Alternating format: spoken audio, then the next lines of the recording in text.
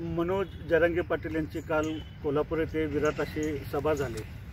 त्या सभेपूर्वी दुपारच्या सत्रामध्ये नामदार छगन भुजबळ यांची सभा झाली आणि त्या सभेच्या दरम्यान भुजबळांनी जे काही वक्तव्य केलं आणि ज्या पद्धतीनं भाषण केलं त्यामुळे एक प्रकारचे भुजबळांच्या मराठा समाजाविषयी असलेल्या भूमिकेबद्दल प्रश्नचिन्ह निर्माण झालेलं आहे।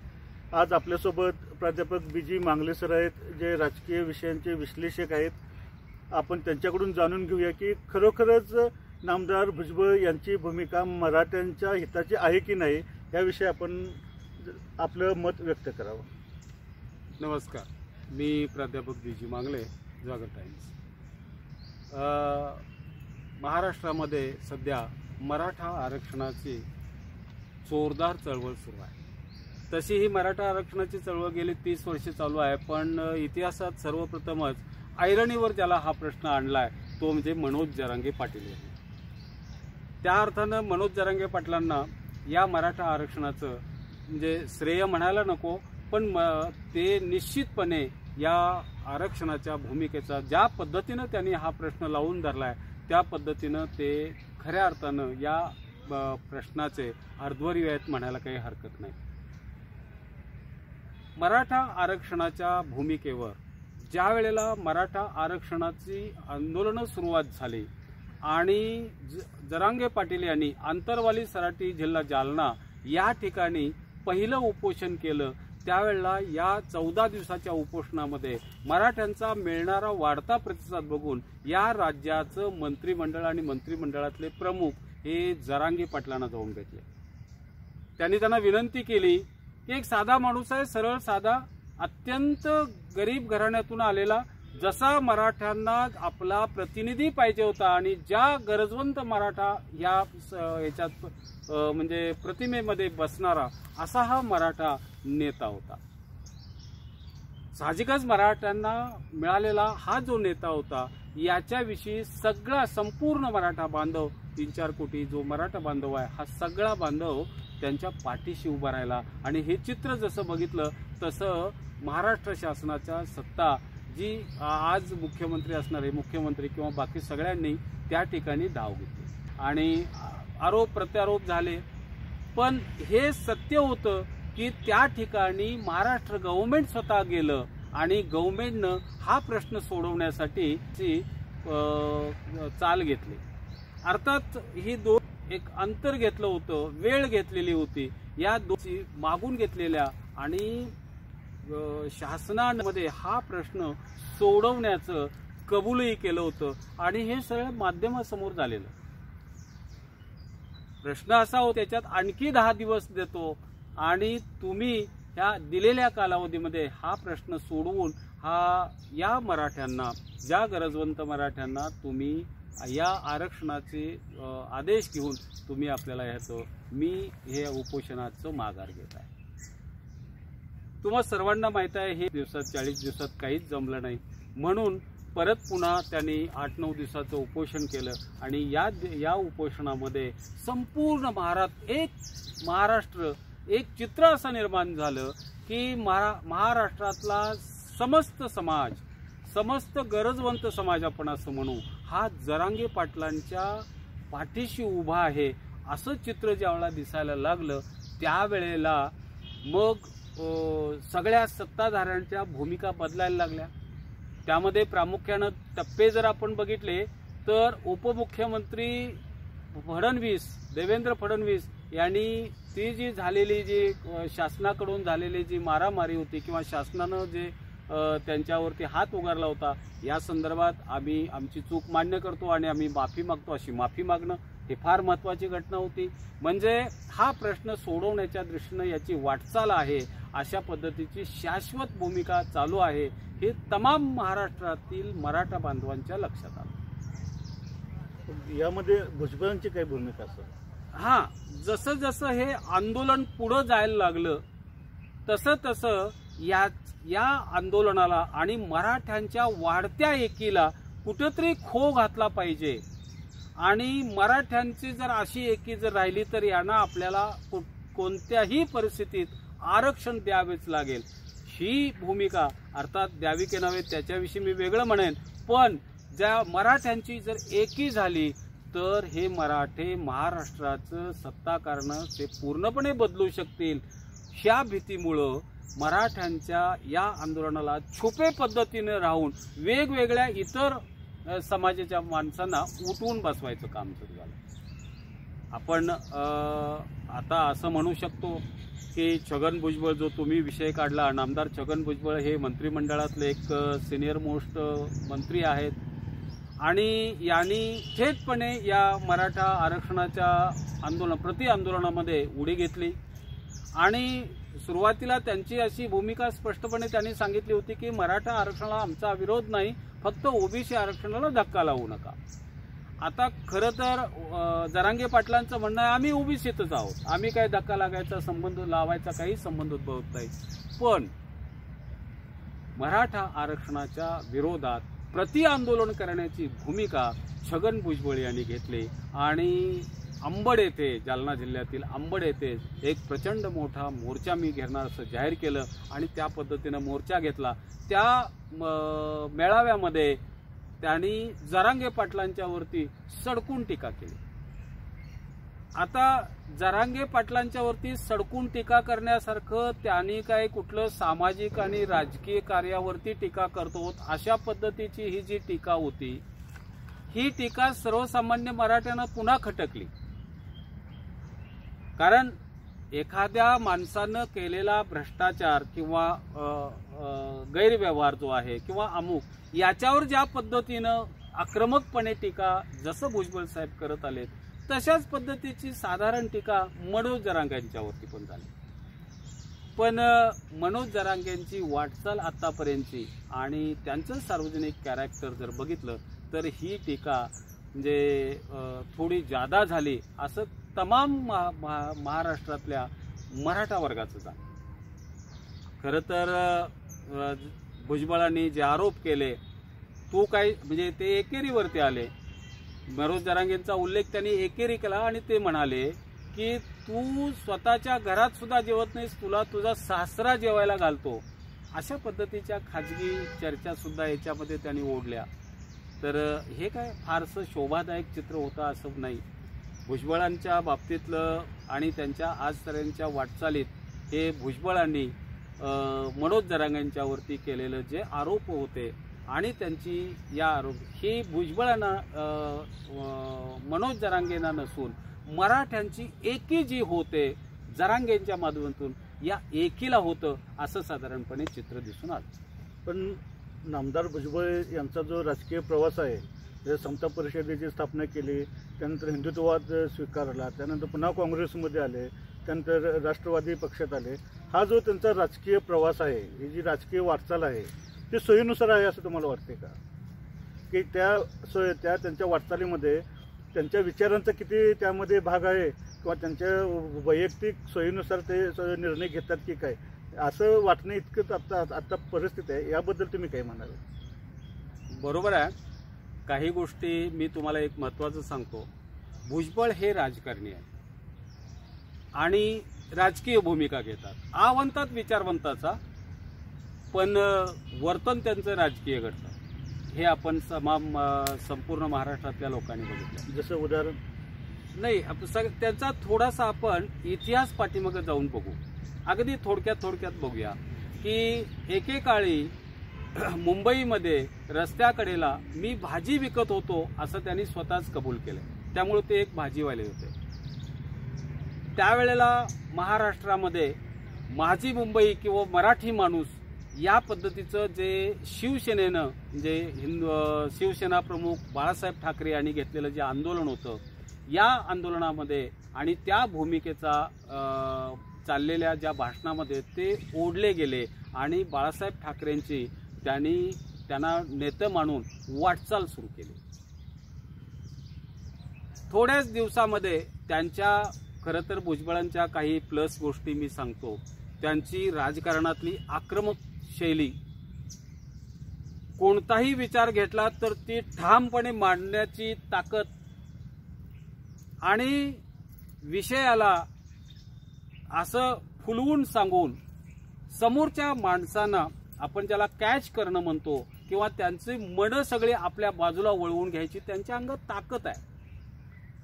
तर या शैलीचा वापर करून त्यांनी लवकरच बाळासाहेब ठाकरेंचे अत्यंत जवळचे आणि विश्वासू म्हणून विश्वास संपादन केला.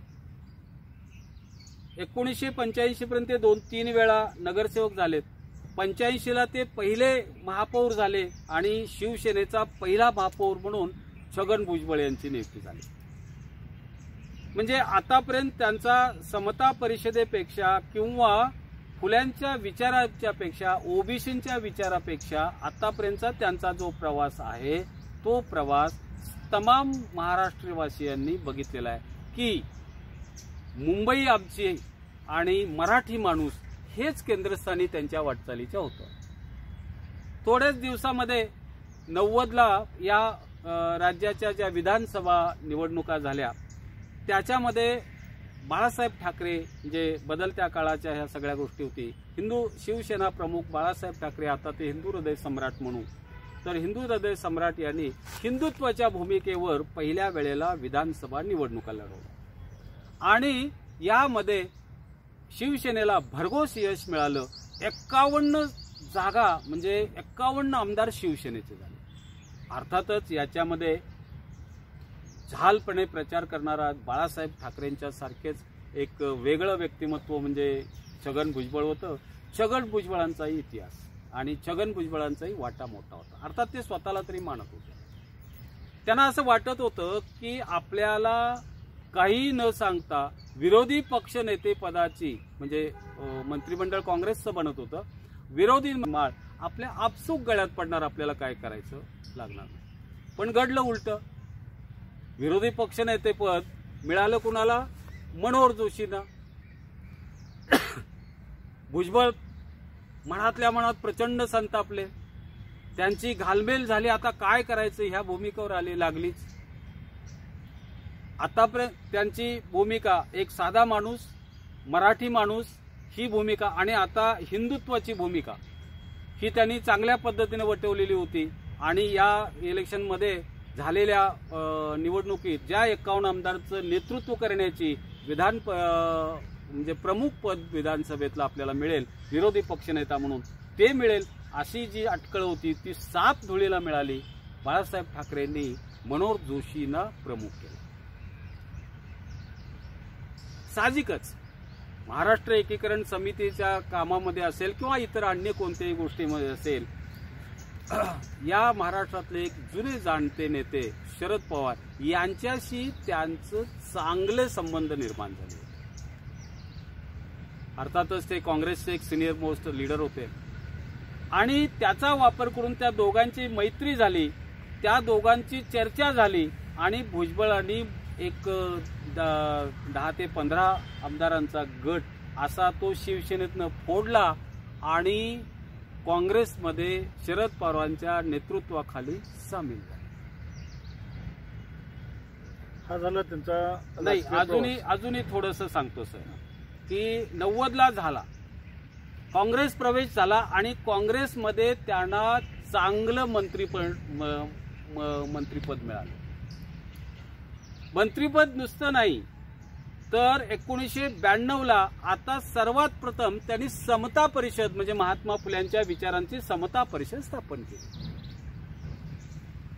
हा तिसरा विचार आहे म्हणजे मराठी माणूस, हिंदुत्ववादी आणि नंतर फुले शाहू आंबेडकर हा शरद पवार यांचा विचार. समता परिषद ही स्थापन केली आणि समता परिषदेच्या माध्यमातून महात्मा फुल्यांच्या विचारांना उजाळा देण्याचं काम सुरू झालं.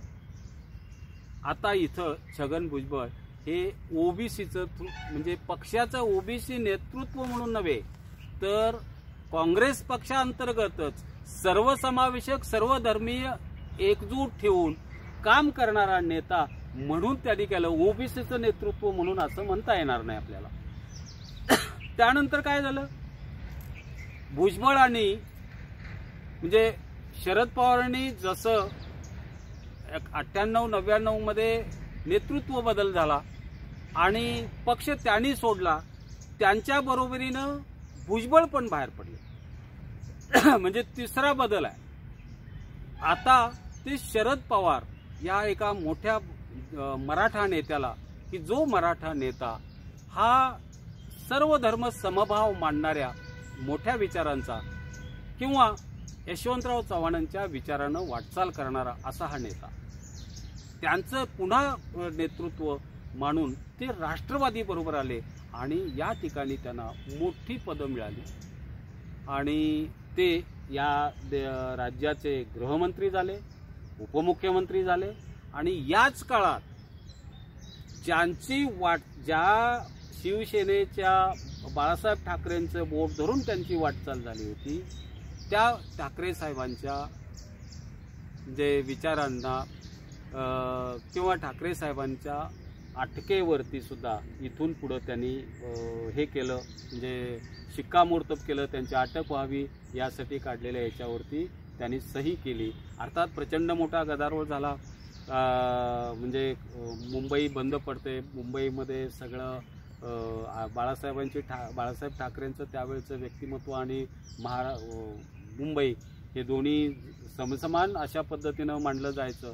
अशा काळात भुजबळाने हा एक मोठा निर्णय घेतला आणि बाळासाहेब ठाकरे अर्थात ती पण घटना ठीक आहे कालगावामध्ये थांबली. आणि आत्ता या मधल्या काळामध्ये ठाकरे साहेबांना सोडल्यानंतर उद्धव ठाकरेंच्या काळामध्ये तुलनेनं त्यांना अत्यंत कमी दर्जाचं असं मंत्रिपद मिळालं. उपमुख्यमंत्रीपद, गृहमंत्रीपद अशी मोठी राज्यातली पदं भोगलेल्या माणसाला तुलनेनं अतिशय महत्त्वाचं मंत्रिपद कमी महत्त्वाचं मंत्रिपद मिळालं आणि तिथं भुजबळांची थोडीशी राजकीय ताकद किंवा राजकीय पद घसरल्याची जाणीव त्यांना स्पष्टपणे झाली. कोणत्याही परिस्थितीत मंत्रिमंडळात टिकलं पाहिजे या विचारानंच माझ्या मतानं त्यांनी ते भाग स्वीकारला असावा. अन्यथा एवढ्या मोठ्या मंत्रिपदावरती काम केलेले भुजबळसारखे आक्रमक व्यक्तिमत्वानी एवढे छोट्या मंत्रिमंडळासाठी उद्धव ठाकरे साहेबांच्या आता तिथंही विनोद असा होता की उद्धव ठाकरे म्हणजे शिवसेना प्रमुख बाळासाहेब ठाकरेंचे चिरंजीव आणि ज्या बाळासाहेब ठाकरेंना विरोध करून ते इकडे आले होते. दुर्दैव बघा किंवा परिस्थितीचा रेटा कसा निर्माण झाला. त्याच बाळासाहेब ठाकरेंच्या चिरंजीव उद्धव ठाकरेंच्या नेतृत्वाखाली मुख्यमंत्रीपदाखाली त्यांना काम करावं लागलं. इथं त्यांचे म्हणजे राजकीय पद हानी झालेली होती, त्यांची राजकीय पद घसरलेली होती. आणि त्यानंतर आता ज्या वेळेला मनोज जरांगे पाटलांचं आंदोलन आलं, आता तुम्ही जो विषय काढला तो, तर हा जो त्यांचा प्रवास आहे या प्रवासामध्ये त्यांचा प्रवास कसा झाला बघा. एक साधा माणूस की ज्या वेळेला एक ओबीसी समाजाचा किंवा माळी समाजाचा एक साधा माणूस भाजी विक्रेता, तिथून भाजी विक्रेता, तिथून भाजी विक्या म्हणणं चुकतं सॉरी, तिथून ते मराठी माणूस आणि मराठी माणसासाठी काम ही शिवसेनेची भूमिका, 90ला घेतलेल्या हिंदुत्ववादी भूमिकेला ते हिंदुत्ववाद्याशी समरस झाले. त्यानंतर हिंदुत्ववादी या विचारानंतर ते फुले शाहू आंबेडकर या विचाराशी सामील झाले आणि तशा पद्धतीचे यशवंतराव चव्हाणांची भूमिका, शरद पवार या मराठा नेत्यांच्या बरोबर ते काम करू लागले. शरद पवारांनी त्यांच्यावर प्रचंड मोठा विश्वास टाकला आणि त्यांच्या नेतृत्वाखाली छगन भुजबळ काम करू लागले. अर्थात या सगळ्या वाटचालीमध्ये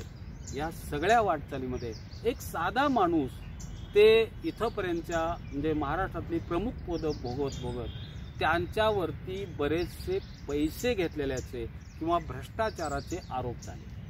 आणि इथं छगन भुजबळ आता जे मराठा आंदोलन जे आहे या मराठा आंदोलनामध्ये ओबीसींचा मी नेतृत्व करतोय आणि ह्या ओबीसींचं नेतृत्व म्हणून मी म्हणजे पक्ष बदल केला होता, शिवसेना सोडून काँग्रेसमध्ये आलो होतो वगैरे आता जे सांगतात ते काही फारसं खरं नाही आहे. मग आता त्यांचं आपल्याला असं म्हणता येईल की राजकारणात ढासळलेली जी पत आहे त्यांची किंवा त्यांची जी प्रतिमा आहे हे सावरायसाठी त्यांनी घेतले असावं असं मला वाटतं. पण राजकारणात सध्या जी त्यांची प्रतिमा ढासळत चाललेली आहे, एकीकडे शाहू फुले आंबेडकरांच्या विचारांचा कैवार घेऊन राजकारणात काम करत असताना उदारमतवाद जोपासत असताना सुद्धा ज्यावेळी आता त्यांची जी भूमिका घेतली आहे ही भूमिका कशी आहे, एकदम जात्यंत अशी भूमिका आहे.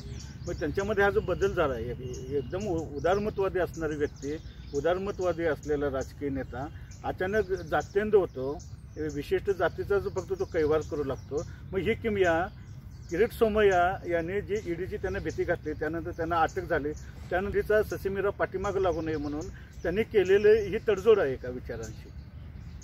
खरं आहे. एक गोष्ट आपल्याला भुजबळांच्या बाबतीत लक्षात घ्यावी लागेल, ती अशी, भुजबळांचे प्रचंड मोठी राजकीय इच्छाशक्ती आहे, सदैव आपल्याला डोळ्यासमोर जी दिसते ती. त्या राजकीय इच्छाशक्ती समोर ज्या राजकारणात ज्या शिवसेना प्रमुखांच्या बोटाला धरून ते आले आणि ते मोठे झाले, पदं मिळवली, आमदार झाले, तिथून त्यांनी एका सेकंदात त्यांना सोडलं, काँग्रेसची वाट झाली, सर्वधर्म समभाव अशी भूमिका घेतली. त्यानंतर त्यांनी तेही सोडलं, फुले शाहू आंबेडकर ही विचारसरणी त्यांनी शरद पवारांच्यावर एका मराठा नेत्याबरोबर काम करू लागले. या सगळ्या ज्या भूमिका आहेत ह्या फटाफट पडद्यावरून एक भलं मोठ्या पडद्यावरती एका प्रतिमेवरती हे सगळे बदल एकाच 3 तासामध्ये घडत असावेत असं वाटावं, अशा पद्धतीनं त्यांचं हे वर्तन होतं. अर्थात ह्याला कारणही महत्त्वाचं होतं. खरं तर मला असं वाटतंय की ही जी त्यांची आत्ता जी हिंदुत्ववादी भारतीय जनता पार्टी बरोबरची जी सोयरीक आहे किंवा त्यांच्याबरोबरचं त्यांचं हे आहे, ही नाराजीनं झाले. तरी पण फुले शाहू आंबेडकर, यशवंतराव चव्हाण, सर्वधर्म समभाव या भूमिकेतून त्यांनी शरद पवारांना सोडण्याची जी भूमिका ती सुद्धा चुटकीसरशी सोडून टाकलं त्यांनी. म्हणजे भूमिका त्यांनी बदलत असताना फार मोठा आपल्याला अडचण येईल, अमुक येईल असं काहीही नाही. चला ते नाही, सोडून टाकलं. म्हणजे कुठंही ते भावनिक दृष्ट्या आणि विचाराला गुंतलेले फारसे दिसत नाही. आणि इथं काय घडलं की किरीट सोमय्या यांनी भुजबळांनी जी संपत्ती गोळा केलेली आहे ही सगळी बेकायदेशीर आहे. प्रचंड मोठा गैरव्यवहार आणि भ्रष्टाचार त्यांनी केलेला आहे आणि ह्यांची ईडी मार्फत चौकशी व्हावी अशा पद्धतीची तक्रार केली. ईडी मार्फत त्यांना अटक झाली, कोर्टात केस उभी राहिली, त्यांना सुमारे 2 वर्षाची शिक्षा झाली आणि त्या शिक्षा जामिनावरती ते आज बाहेर आले. आणि त्यावेळेला हा म्हणजे उद्धव ठाकरेंचा ह्याच्या नेतृत्वाखाली असलेल्या मुख्यमंत्री पदाखाली असलेला बदल झाला. मोठा शिवसेनेचा एक गट एकनाथ शिंदेंच्या नेतृत्वाखाली बाहेर पडला आणि त्यांनी काय केलं की भाजपच्या सहकार्यानं किंवा एकनाथ शिंदेना भाजपचाच जवळपास मुख्यमंत्री म्हणून हे दिलं. त्यावेळेला जुलै 2023 पुन्हा आपल्याला म्हणजे मतं जी आहेत मराठ्यांची मतंही घेतली पाहिजेत. 2024ला मोदी आणि शहा यांना जर सत्तेवर बसवायचं असेल तर आत्ता आपण ज्यांना फोडलंय एवढ्यावरती उपयोगी नाही, तर आपल्याला राष्ट्रवादी सुद्धा फोडून घ्यावी लागेल. या विचारानं खरं म्हटलं तर हे स्थित्यंतर झालं आणि अजित पवारांच्या नेतृत्वाखाली जुलै 2023 एक मोठा गट बाहेर पडला आणि त्यातल्या 9 जणांना मंत्रिपदाची ऑफर दिली. त्यामध्ये छगन भुजबळ आले आणि भुजबळांना आता इथं महत्त्वाची गोष्ट, एवढे कट्टर मित्र म्हणजे शरद पवार साहेबांचे, आजही ते पवार साहेबांचा आदराने उल्लेख करतात, हे वास्तव आहे. पण त्यांना सोडताना सुद्धा त्यांनी जाता जाता सोडलंय. म्हणजे ते एका विचाराशी कुठं फार कट्टरपणे बांधील आहेत असं दिसत नाही. आणि आता त्यांनी काय केलं, मराठा आरक्षणामध्ये आपल्याला आता कोणती भूमिका घेता येईल, तर मराठा आरक्षणात ओबीसीचा मी नेता आहे आणि ओबीसींच्यावर अन्याय करू देणार नाही अशा पद्धतीची एक भूमिका मांडून आपल्याला या समाजातल्या, या महाराष्ट्रातल्या राज्यातल्या सत्ताकारणामध्ये आपलं महत्त्व वाढवता येईल, घसरलेली पद पुन्हा मिळवता येईल, या मला वाटतं विचारानं त्यांनी ही भूमिका घेतली आणि आज ते ओबीसींचे नेते म्हणून बनायला चालले. खरं तर ओबीसींच्या आरक्षणाचा मुद्दा आणि त्यासाठी यापूर्वी भुजबळांच्या नेतृत्वाखाली काही मिरवणुका निघाल्या किंवा काही मागण्यांचे मोर्चे निघाले, काही मेळावे झाले, असं काही फारसं चित्र नाही, किंबहुना नाही असं म्हटलं तरीसुद्धा चालेल.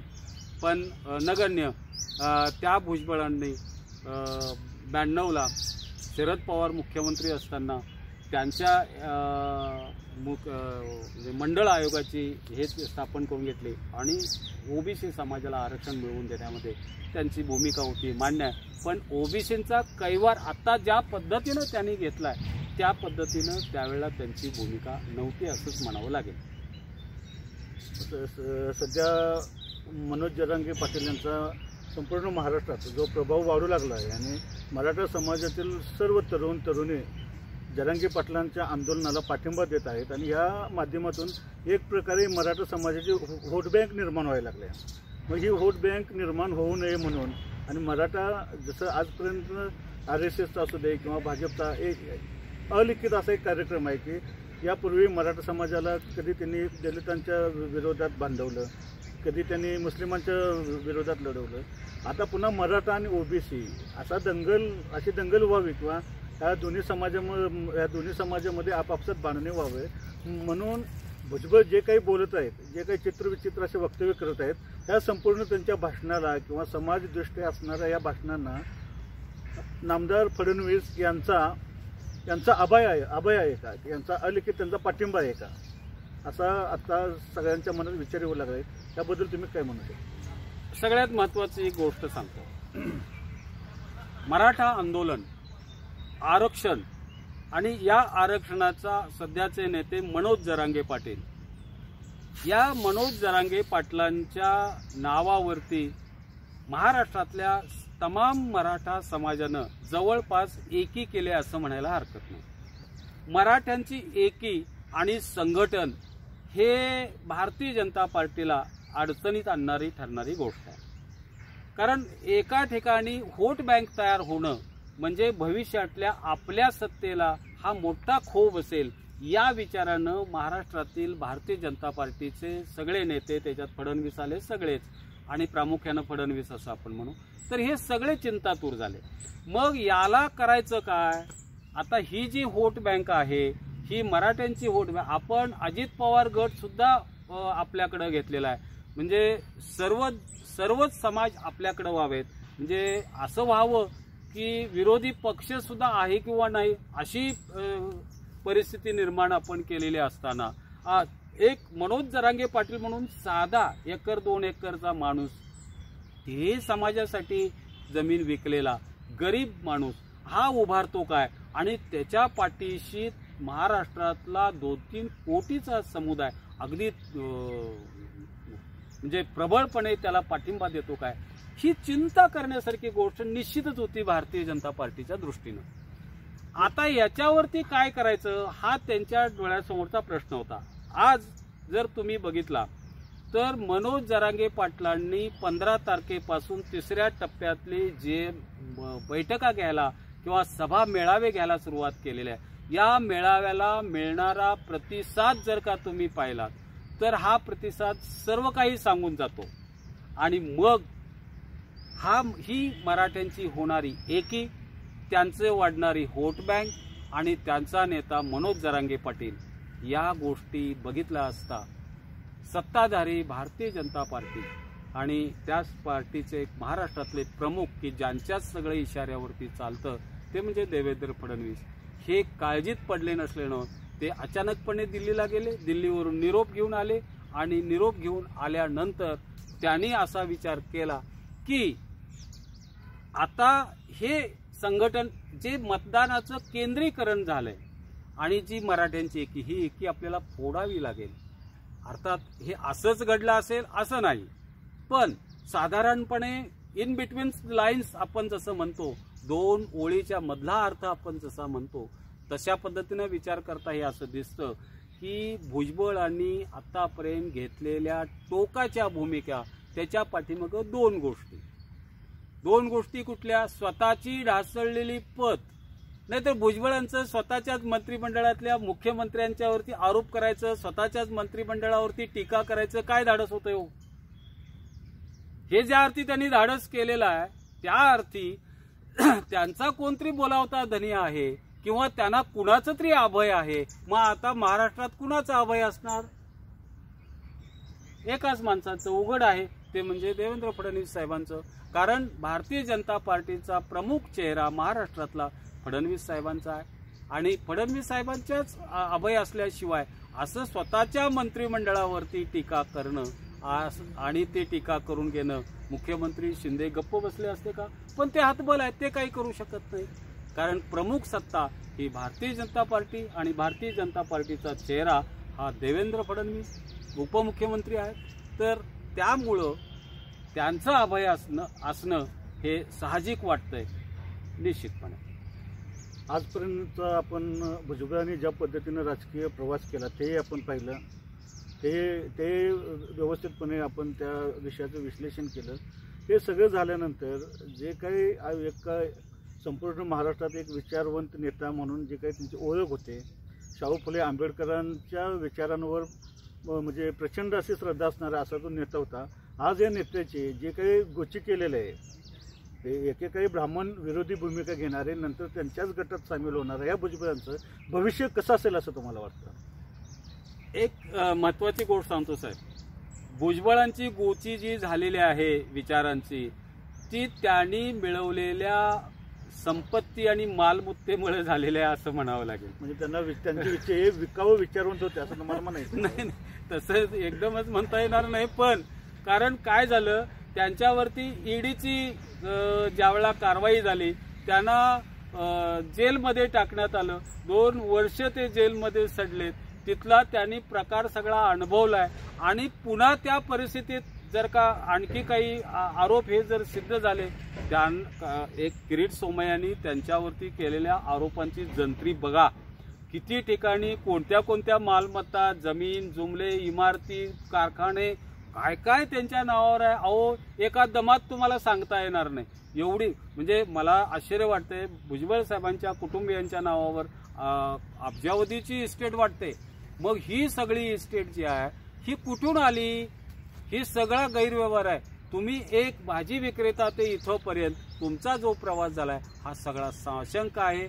तुम्ही मंत्री म्हणून ज्यावेळेला झालात त्यावेळेला या लाभाच्या पदातूनच तुम्ही हा सगळा पैसा निर्माण केलाय असा आरोप किरीट सोमय्यांनी केला आणि त्या आरोपाला पुष्टी देत त्यांना जेल झाली, त्यांनी जेल भोगली आणि आजही ती केस मिटलेली नाही. मग ही मिटलेली नाही केस पुन्हा त्यांना कधीही म्हणजे टांगती तलवार आहे, ही डोक्यात कधीही पडण्याची भीती आहे. मग हे जे सगळं चाललंय ह्यात आता काय करायचं? तर ते परिस्थितीला शरण गेले असं मला म्हणावंसं वाटतंय.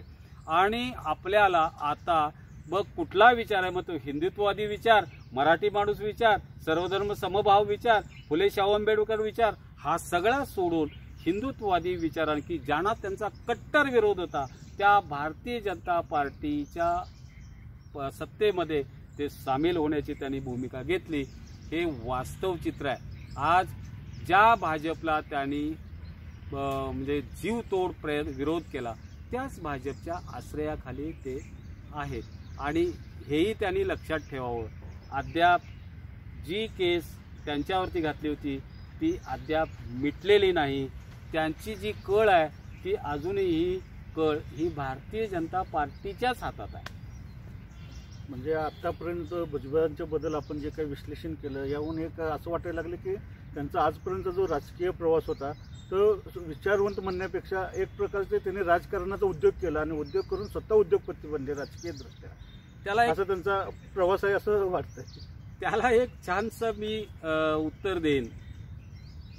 ते प्रवाहपतीत झाले. बरोबर. हां, ते प्रवाहपतीत झाले. म्हणजे जशी त्यांचा असा कारण त्यांच्या एकंदरीत वाटचालीवरती लक्ष गेल्यानंतर एकच एक कोणता तरी त्यांचा ठाम विचार होता, एकच एक कोणतरी त्यांचा ठाम नेता होता असं काही दिसत नाही.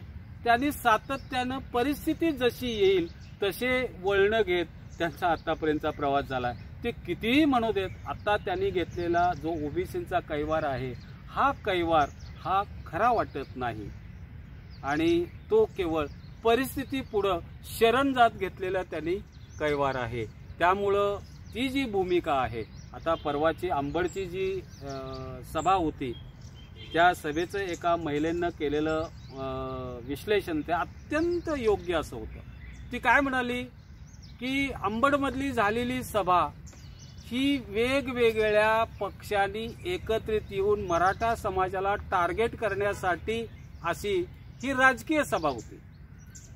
आणि त्याच वेळेला जरांगे पाटलांची जी सभा होती ही माझ्या लेकरा बाळांच्या भविष्यासाठी आम्ही पात्र ज्या घटनेसाठी आहोत, ज्या आरक्षणासाठी आहोत, ते आरक्षण मिळवण्यासाठी होते.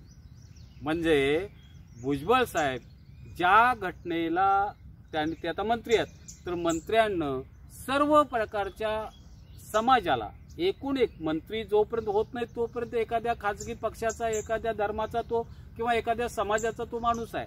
पण ज्यावेळेला आपण मंत्रीपद स्वीकारतो त्यावेळेला आपण सगळ्या समाजाचे होतो.